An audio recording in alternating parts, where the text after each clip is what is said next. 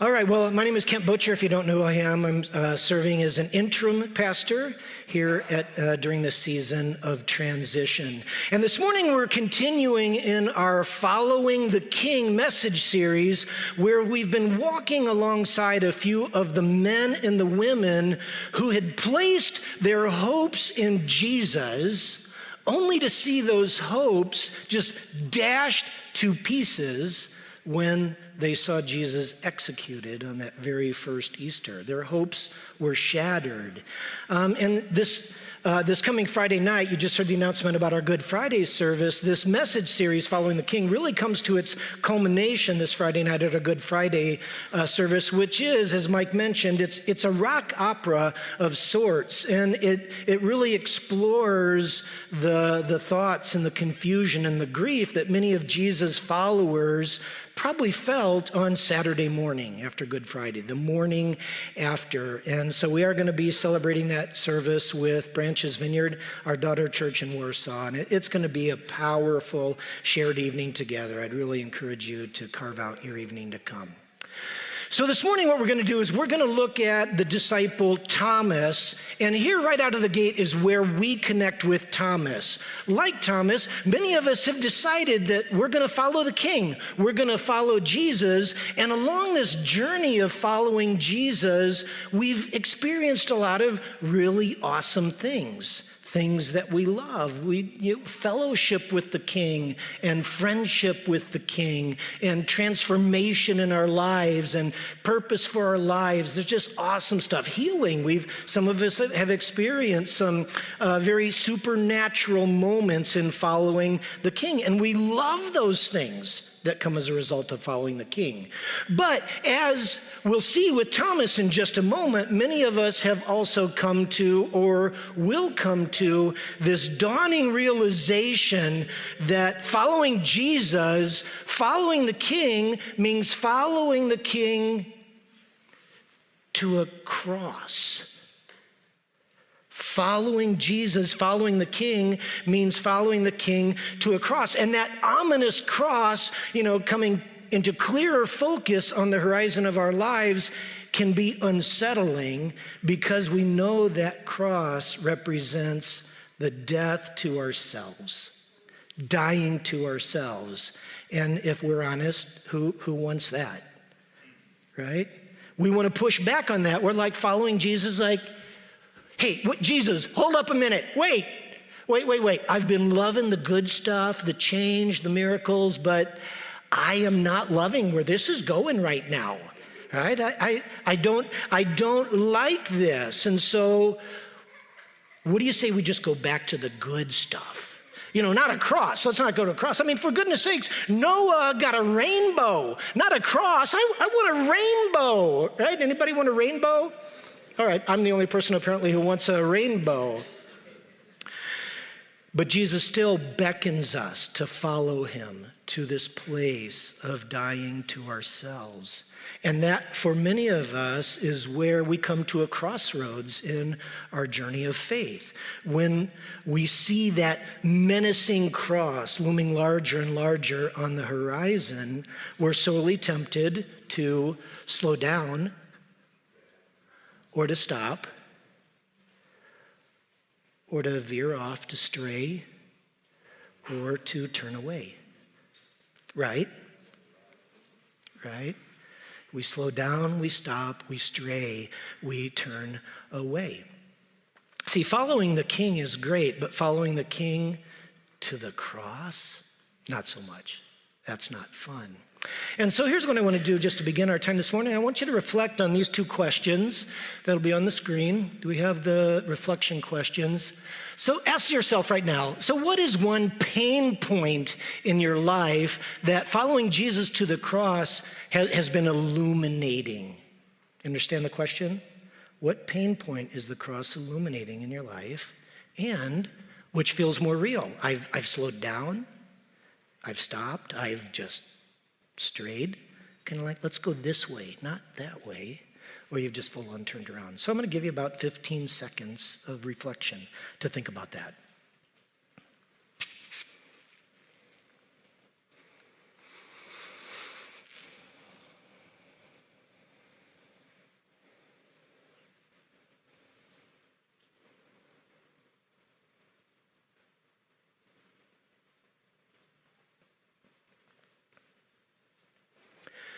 All right, so what I want to do now is take a look at how Thomas, the follower of the King, navigated this inevitable crossroads of following the King to the cross. And so in John 11, we see this vignette of Thomas. And there are, interestingly, only 3 places where Thomas appears in the gospel and actually says something. So these are like the 3 TikToks of Thomas in the gospels. And so in John 11, Jesus and his disciples hear that their good friend Lazarus is gravely ill. Ashley preached on this last week and did an awesome job. Their good friend Lazarus is gravely ill, but instead of hoofing it to where Lazarus lay dying, Jesus dawdles. He dawdles for 2 days where they were, which was about a 2 days journey away. And so we read that right here. So when Jesus, heard that Lazarus was sick, he stayed where he was for 2 more days. That was confusing. Right? Jesus did not do what the disciples thought he should do, namely respond to a plea for help from a friend and heal him. And not only that was confusing, but Jesus didn't do it when they thought he should do it. He dawdled. And we experience that too in our journey of following the King, don't we? Right? We're following Jesus, things are going amazing, and then completely out of the blue, he doesn't do what we think he should do. And he certainly doesn't do it when we think he should do it. Our pleas for help, we send up our prayers and he ghosts us, right? Our cries for breakthrough to happen, it's like those messages are left unread, right? He doesn't fix something that's broken in our lives. He doesn't heal a loved one. And so Jesus' apparent withhold is confusing, right? Anybody know that one? Okay, I do. It's not fun, all right? And so then add to that, after these 2 days of dawdling delay, Jesus finally says this, and think about this. He's like, hey boys, all right, 2 days. Let's go back to Judea. Our friend Lazarus has fallen asleep, but I'm going there to wake him up. I can imagine the disciples like, wait, what? I thought Lazarus was sick, maybe even dead. If he's taken a nap, it's confusing, right? And we experience that with Jesus too in our journey of following him. Jesus says some things that don't make any sense. Love your enemy. What are you talking about? That is stupid, right? Pray for those who sin against you. Do good to those who persecute you. Surrender everything in your life to my lordship, your relationships, your marriage, your finances, your schedules, your everything. Surrender it all to me. Well, that doesn't make any sense, Jesus. See, Jesus' words can be confusing and often not because we don't understand them, but usually rather because we just think they're stupid. They're dumb. And we just don't want to do them, right? A cross? What? A cross? Jesus, your words are dumb. They're confusing. So Jesus' withhold can be confusing. His words can be confusing. And then finally, Jesus' decision to go back to Judea. He said, let's go back to Judea. That was a decision to walk straight into the lion's den. Right? That was a decision to go straight to where certain death would happen. And so we read that. But Rabbi, they said, these are the followers, just a short while ago, the Jews there tried to stone you, and yet you're going back.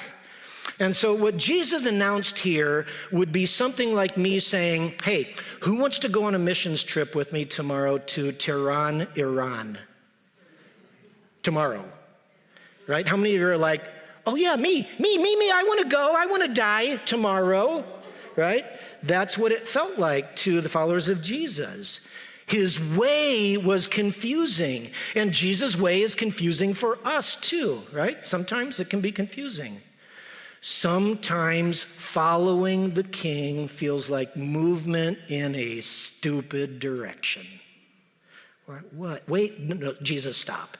If I go where you're saying, it is going to kill me, metaphorically, If not literally, it's going to kill me to obey you.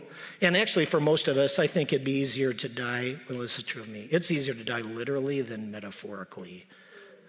You think about that one. Jesus' way is confusing. And so Jesus' withhold is confusing, his words are confusing, and his way is confusing. And that, church, is what it's like to follow the King to the cross, isn't it? Jesus, you are not doing what I think you should do. Your words aren't making any sense to me. And where you're leading feels like a death trap. And I want a rainbow. Noah got a rainbow. So let's think about this. Personal reflection. Next slide.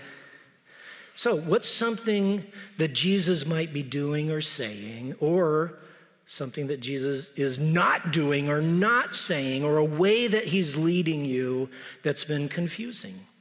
It's been hard for you to understand. What is that thing? 15 seconds. Bring that into focus.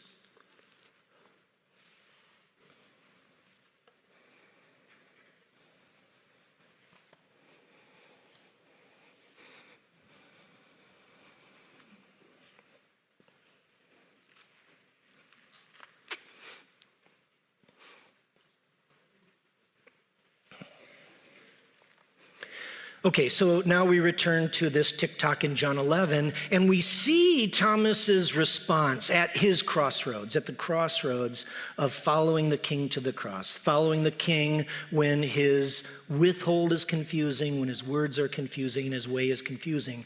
So picking up in verse 14, Jesus tells his followers, hey boys, okay, I know you're confused. Lazarus is dead, and for your sake, I'm glad.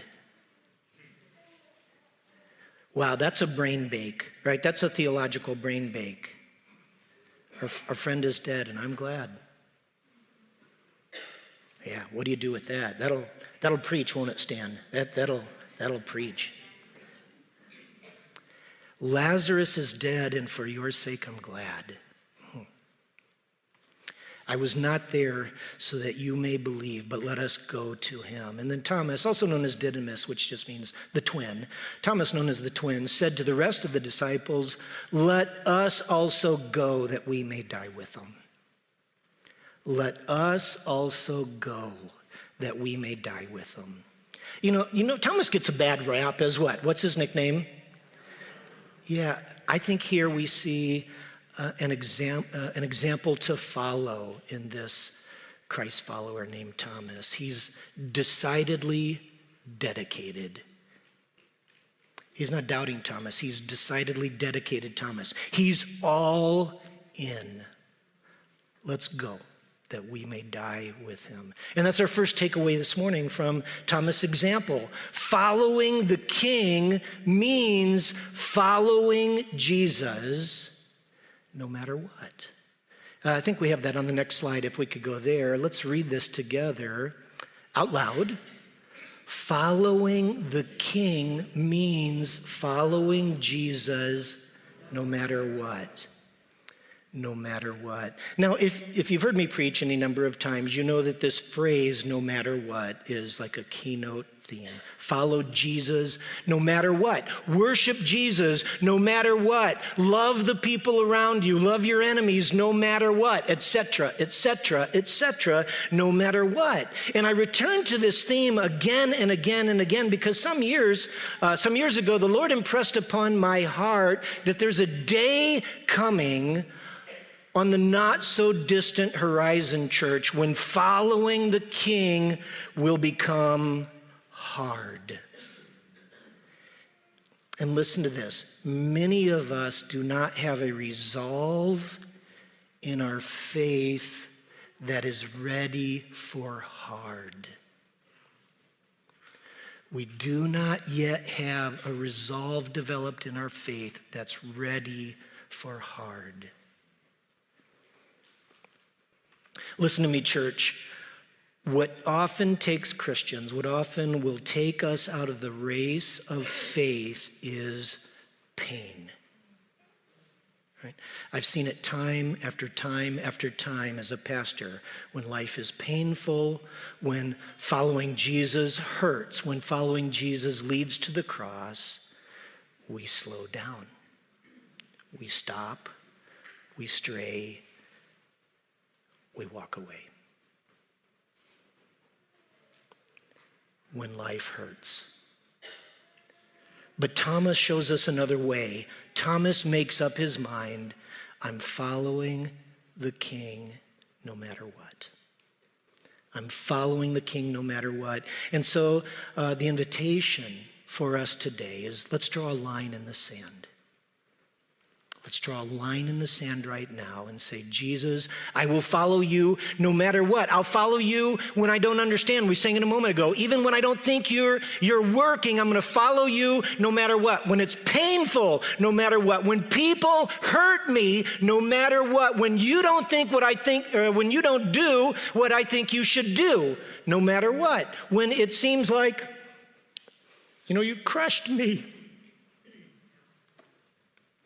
When the cross cuts against the grain, no matter what, Jesus, I'm going to follow you.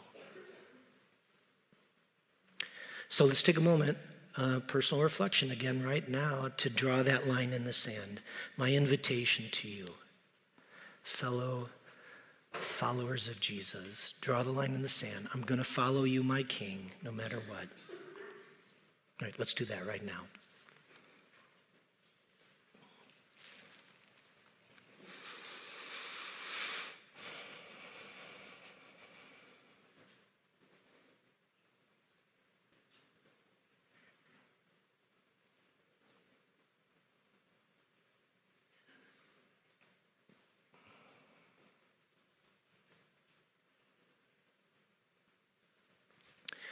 Let's just read the center of that screen out loud together. I'm going to follow you, my King, no matter what. Okay, moving forward. So from Thomas's journey with Jesus, we see that there are two outcomes, two ways it plays out when we're following the King to the cross, no matter what. And the first outcome is this. Sometimes we do see kingdom breakthrough on this side. That is, sometimes we experience God's power, his healing power, his miraculous power, and we experience that here and now, right? Well, that's what happened in John 11. Thomas, now he's thinking, I'm following Jesus' confusing way, I'm following his confusing words, I'm following his confusing withhold, and I'm following him towards death, but instead what Thomas sees at the end of John 11 is a dead man raised. He thinks he's going to death, and he sees a dead man raised. Verse 43, so Jesus, this is at the tomb of Lazarus, Jesus calls out in a loud voice, Lazarus, come out! And the dead man came out, his hands and feet wrapped with strips of linen and a cloth around his face. And Jesus said to the people who are just like slack-jawed, hey, take off his grave clothes for goodness sakes. Let him go. So what we see, even though Thomas thought this is going to end badly, it ended miraculously. Sometimes Jesus breaks through with power on this side. He brings something back to life that's dead, something that to us seems beyond hope, something that seems beyond repair. That happens, church, on this side. And in the Vineyard, we believe that. We believe that Jesus can do, and he does do the miraculous here and now. In the Vineyard, we believe that when Jesus taught us to pray, our Father which art in heaven, hallowed be thy name, thy kingdom come, thy will be done here on earth, just what? As it is in heaven. The perfections of heaven, Jesus taught us, pray that it happens here and now. We believe that he meant it when he said, pray like this.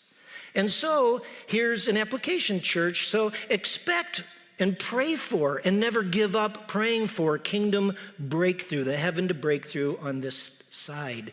Because sometimes our Lazaruses are miraculously healed here, right? Amen? And that being true, it's also true that the kingdom does not always break through, right? Sometimes our Lazaruses are not miraculously healed on this side, and I know that all too well.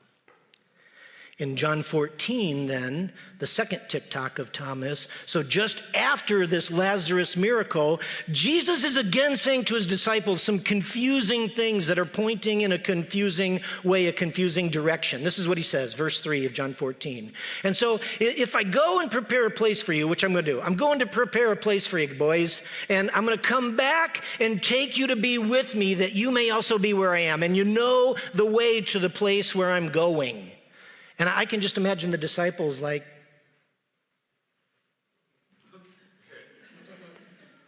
Thomas, Jesus, we have no idea what you're talking about. We don't know where you're going. We don't have a map. Our GPS is, what's it called when the GPS is like? Rerouting. It's rerouting. That's what Thomas says, verse 5. Thomas said to him, Lord, we don't know where you're going. So how can we know the way? And so Thomas, in this context, we can easily imagine after experiencing Jesus' unbelievable, miraculous, or miracle and his power of raising Lazarus from the dead, we can imagine that Thomas expects that whatever Jesus is talking about, whatever crazy thing he's saying, that it's invariably pointing to a miracle on this side. Jesus, I don't know the way where you're going, but I saw what happened last time. I'm excited about this. A miracle on this side. But that's not where John 14 ends. It's not. The promise that Jesus is making here isn't the promise of healing here and now. It's the promise of a future, ultimate healing on the other side. See, listen, Jesus' confusing words of John 14 tell us that some broken things won't get fixed here. But they will be made right on the other side. Our brother Jimmy fought probably lifelong health battles. Jimmy never got his healing on this side, but I tell you what, Jimmy is whole right now. Jimmy is whole right now. Didn't get it on this side. So listen, church, following the King means living in this tension. The kingdom is here now, the kingdom is not yet. Breakthrough happens now, breakthrough sometimes does not happen yet. And so listen, whatever confusing crossroads you may find yourself out right now, or find yourself at right now in your journey to follow Jesus, two things. Pray for, expect, and never give up praying for breakthrough on this side. Don't give up. But if it doesn't, trust him and follow him no matter what. No matter what. Knowing that he will ultimately make all things right on the other side. And so, I've got another takeaway for us to read out loud together. Following the King. Let's try that. Did I say out loud? I thought I said out loud, but maybe I just said out loud inside my head, ironically. So, following the King means following Jesus no matter what, even if the miracle is on the other side. Do you understand that? I need to see you nodding. Yeah. All right, lastly, in John 20, our only other TikTok of Thomas in the Gospels. And what I want to do is rather than teach this passage, I really want to use this as our response time, our time of calling, people to come forward. This is what Jesus wants to do in lives this morning. And so I'll go ahead and invite the worship team to come forward. And so in verse 19, this is the first group of people here that I feel the Lord is inviting to come forward during our ministry time to experience his presence. and to experience his power. And so, so on the evening of that first day, so this is basically saying about a week after Jesus' Easter resurrection, or actually a few days after the resurrection, the disciples are together, and Jesus came and stood among them and said, so Jesus' presence is there, and he says, peace. Peace be with you. And after he said this, he showed them his hands and he showed them his side. And the disciples were freaking out and they were overjoyed when they saw the Lord. But listen to this footnote. Now, Thomas was not with the disciples when Jesus came. And so the other disciples told him, hey, Thomas, we've seen the Lord. And he said to them, listen, unless I see the nail marks in his hands and put my finger where the nails are and put my hand into his side, I will not believe. I get that. And this is our first point of connection with somebody listening, somebody right now. Like Thomas, everyone else seems to be experiencing Jesus, right? Everybody else seems to be experiencing his presence, his peace, his power, his joy, but you feel like you missed it, right? You feel like you got overlooked. You got left out. So just try to recognize right now, how real does that feel? I think for some of you, it feels so real. There was this amazing Holy Spirit conference not too long ago, and a lot of people got powerfully touched, and you're feeling like, I missed it. Jesus walked straight by me. And maybe even like Thomas, you've grown a little bit skeptical, right? Maybe even a little bit cynical about, does Jesus even do anything like that? Or you're feeling skeptical or cynical about other people's encounters with him. And I think that your skepticism, perhaps like Thomas, it's not really about doubt or disbelief, but it's really about disappointment. You don't want to be left out of Jesus' presence and power and peace and joy.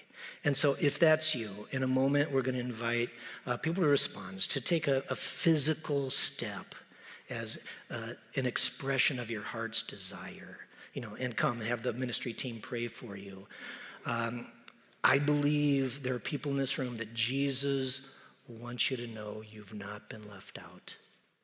You are not being overlooked, okay? If that's you, please don't hesitate to come forward.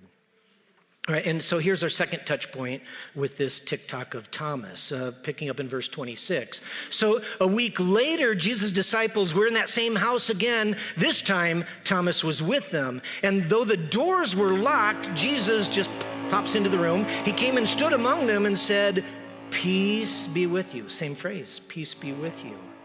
And then he turns to Thomas. Hey, Tommy, put your finger here. See my hands. Reach out your hand and put it in my side. Stop doubting and believe. And Thomas said to him, my Lord, my God. That's why we have this picture up here. Classic Caravaggio.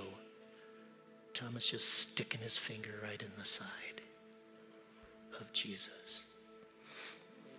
So a week later, Jesus returns to his followers, again bringing his presence, again bringing his peace. But this time, it's for Thomas. It's for the guy who thought he got left out. And listen, just as he did then, Jesus is extending that same invitation to somebody listening right now. Jesus' wounded side is saying to you, come closer. Touch me. Come closer, reach out, put your finger, in fact, put your entire life into my wounded side. Listen to this. Jesus' mangled, wounded body, that scar in his side, it tells you that the pain of life, the pain we experience, has been painfully carved into his flesh and bones. The pain of life has been painfully carved into his flesh and bones. And so Jesus' wounded side says to us, I get it. I understand. I understand the pain you've gone through. I understand the pain you're going through. And so if you feel this morning that Jesus doesn't get it, he doesn't understand, I would invite you in a moment, come forward, have the ministry team pray with you, because I believe the Lord wants you to know, I understand. I do understand. I get it. Stick your finger in my side. And the wounded side of Jesus also says this, I forgive. Listen, we've all screwed up our lives, right? We've all screwed up our lives. But Jesus' blood was spilled. His body was broken. His life made forfeit so that we could be lifted up out of the dirt and washed clean of our sin, washed clean of our guilt, and as a result, follow the King as our friend. Follow the King as our friend, free from shame. And if you're listening to me right now and you do not know the cleansing forgiveness of Jesus over your life, come forward. Let the team pray with you. And I believe the Lord wants you to know, and in fact, to show you that there's freedom from sin, from guilt, and shame. All right, lastly, the wounded side of Jesus says there's power. There's power. There's power for the change that needs to happen in our lives. There's power for the change and the transformation that needs to happen in our relationships. There's power to persevere on the path of following the King, even when that means following to the cross. Listen, we've not been left to pull ourselves up by the bootstraps and try to get it right in our own strength, right? The wounded side of Jesus says there's power to accomplish in you and through you what you cannot do on your own. You can't do it on your own. I can't do it on my own. There's power in the wounded side of Jesus. And so if you're feeling stuck this morning, if you're feeling stuck, if you're feeling defeated, if you're feeling powerless, come forward. Have the prayer team pray with you. I believe the Lord wants to meet you in and with his power this morning. So, one last takeaway to read this morning. Next slide. Let's read this out loud together.